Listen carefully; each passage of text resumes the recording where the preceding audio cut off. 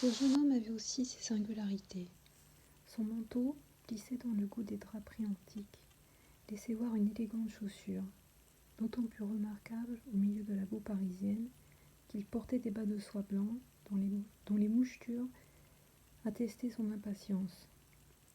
Il sortait sans doute d'une noce ou d'un bal, car à cette heure matinale, il tenait à la main des gants blancs, et les boucles de ses cheveux noirs défrisés, éparpillés sur ses épaules, indiquaient une coiffure à la Caracalla, mise à la mode autant par l'école de David que par cet engouement pour les formes grecques et romaines qui marqua les premières années de ce siècle. Malgré le bruit que faisaient quelques maraîchers attardés, passant au galop pour se rendre à la grande halle, cette rue si agitée avait alors un calme dont la magie n'était connue que de ceux qui ont erré dans Paris désert, à ces heures où son tapage, un moment apaisé, renaît et s'entend dans le lointain comme la grande voix de la mer. Cet étrange jeune homme devait être aussi curieux pour les commerçants du chat qui pelote, que le chat qui pelote l'était pour lui. Une cravate éblouissante de blancheur rendait sa figure tourmentée encore plus pâle qu'elle ne l'était réellement.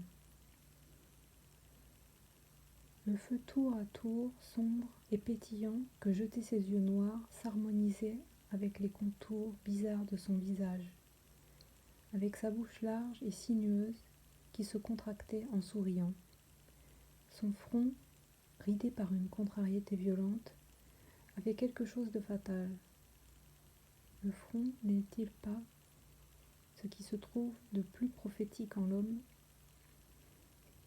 Quand celui de l'inconnu exprimait la passion, les plis qui s'y formaient causaient une sorte d'effroi par la vigueur avec laquelle il se prononçait. Mais lorsqu'il reprenait son calme, si facile à troubler, il respirait une grâce lumineuse qui rendait attrayante cette physionomie où la joie, la douleur, l'amour, la colère, le dédain éclataient d'une manière si communicative que l'homme le plus froid en devait être impressionné. Cet inconnu se dépitait si bien au moment où l'on ouvrit précipitamment la lucarne du grenier qu'il n'y vit pas apparaître 3 joyeuses figures rondelettes, blanches, roses, mais aussi communes que le sont les figures du commerce sculptées sur certains monuments. Ces 3 faces, encadrées par la lucarne, rappelaient les têtes d'anges bouffis, semées dans les nuages qui accompagnent le Père éternel. Les apprentis respirèrent les émanations de la rue avec une avidité qui démontrait combien l'atmosphère de leur grenier était chaude et méphitique. Après avoir indiqué ce singulier factionnaire, le commis qui paraissait être le plus jovial disparut et revint en tenant à la main un instrument dont le métal inflexible a été récemment remplacé par un cuir souple. Puis tous prirent une expression malicieuse en regardant le badaud qu'ils aspergèrent d'une pluie fine et blanchâtre dont le parfum prouvait que les 3 mentons venaient d'être rasés. Élevés sur la pointe de leurs pieds, réfugiés au fond de leur grenier pour jouir de la colère de leurs victimes, les commis cessèrent de rire en voyant l'insouciant dédain avec lequel le jeune homme secoua son manteau, et le profond mépris que peignit sa figure quand il leva les yeux sur la lucarne vide. En ce moment, une main blanche et délicate fit remonter vers l'imposte la partie inférieure d'une de ces grossières croisées du 3e étage, au moyen de ces coulisses dont le tourniquet laisse souvent tomber à l'improviste le lourd vitrage qu'il doit retenir. Le passant fut alors récompensé de sa longue attente. La figure d'une jeune fille, fraîche comme une de ces blancs calices qui fleurissent au sein des eaux, se montra couronnée d'une ruche en mousseline froissée qui donnait à sa tête un air d'innocence admirable. Quoique couvert d'une étoffe brune, son cou, ses épaules s'apercevaient, grâce à de légers interstices ménagés par les mouvements du sommeil. Aucune expression de contrainte n'altérait ni l'ingénuité de ce visage, ni le calme de ses yeux immortalisés par avance dans les sublimes compositions de Raphaël.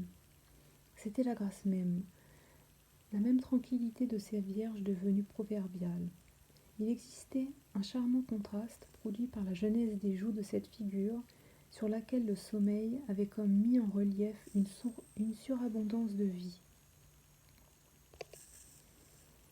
et par la vieillesse de cette fenêtre massive, aux contours grossiers, dont l'appui était noir. Semblable à ces fleurs de jour qui n'ont pas encore au matin déplié leur tunique roulée par le froid des nuits, la jeune fille, à peine éveillée, laissa errer ses yeux bleus sur les toits voisins et regarda le ciel. Puis, par une sorte d'habitude, elle les baissa sur les sombres régions de la rue, où ils rencontrèrent aussitôt ceux de son adorateur. La coquetterie la fit sans doute souffrir d'être vue en déshabillé. Elle se retira vivement en arrière, le tourniquet tout usé tourna, la croisée redescendit avec cette rapidité qui de nos jours a valu un nom odieux à cette naïve invention de nos ancêtres, et la vision disparut. Pour ce jeune homme, la plus brillante des étoiles du matin semblait avoir été soudain cachée par un nuage. Pendant ces petits événements, les lourds volets intérieurs qui défendaient le léger vitrage de la boutique du chat qui pelote avaient été enlevés comme par magie. La vieille porte à heurtoir fut repliée sur le mur intérieur de la maison par un serviteur vraisemblablement contemporain de l'enseigne, qui d'une main tremblante y attacha le morceau de drap carré sur lequel était brodé en soie jaune le nom de Guillaume, successeur de Chevrel. Il eût été difficile à plus d'un passant de deviner le genre de commerce de M. Guillaume. À travers les gros barreaux de fer qui protégeaient extérieurement sa boutique, à peine y apercevait-on des paquets enveloppés de toiles brunes, aussi nombreux que des harengs quand ils traversent l'océan. Malgré l'apparente simplicité de cette gothique façade, M.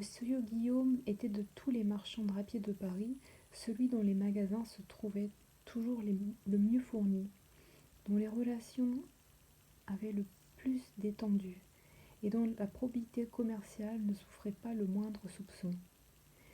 Si quelques-uns de ses confrères concluaient des marchés avec le gouvernement, sans avoir la quantité de draps voulus, il était toujours prêt à leur livrer.